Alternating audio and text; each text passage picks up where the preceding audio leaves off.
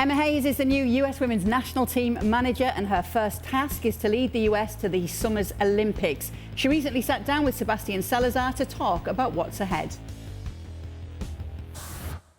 Why do you feel it's the biggest job in world football? Historically, no question. You only have to look at the titles the team has won. But I like the challenge of it this time round. You know, I'm used to being in a team that wins a lot, so I understand being victims of your own success.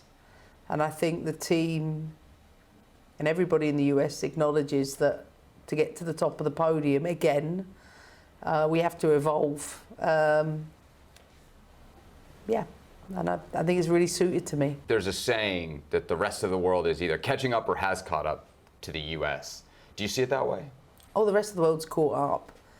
If anything, I think we have to close the gap. I think in Europe in particular, you know, the investment into the game, not just internationally but domestically, has meant that there is no gap whatsoever. I think on some levels they might have more exposures to more experiences, more diverse experiences. Like I said, the European Championship, the Champions League competition. So we have to learn quickly. The expectations around this team are always kind of win or bust. Given the timeline, the fact that you're just coming in months ahead of the Olympics, should fans adjust those expectations?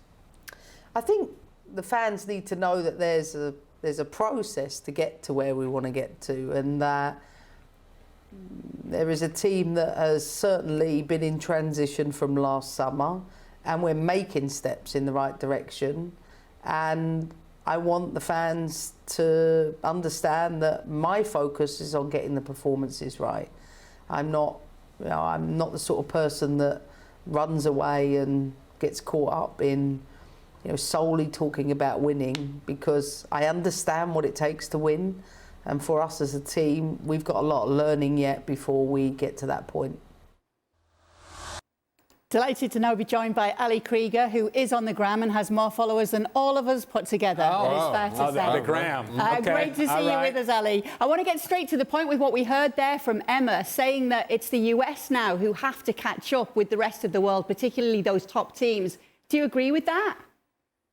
Yeah, I do agree with that, especially watching what we have watched this past year and also in the previous Olympics, and not getting gold. And I think, you know, losing in the World Cup in the fashion that we did, I do think the world has proven that they have caught up. And now it is our job, like she said, to close the gap. And it's her job to teach those principles and you know, all the identity and everything that she wants to instill in the team in order for us to find more success, especially leading into these Olympics. I know it's a short amount of time that she has with the team, but you have the players to do it and the personnel to do it. And now it's just, you know, making sure that she chooses the team that she wants, who she knows and understands can perform at the level that she expects.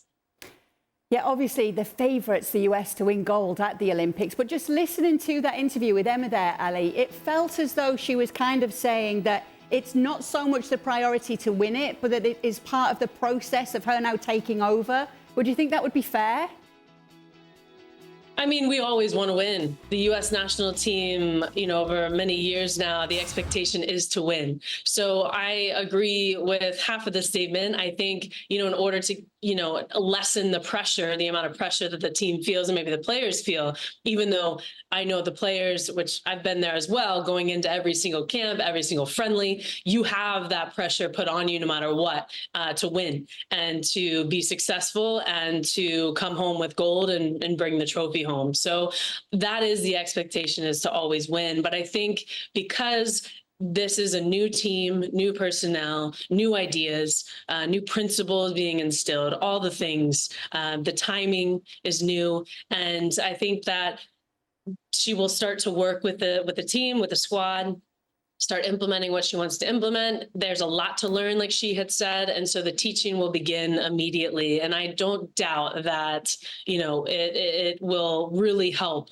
the squad, you know, kind of turn a page, so to speak, and start playing the way that we've always seen the national team play, and even elevate it that much more.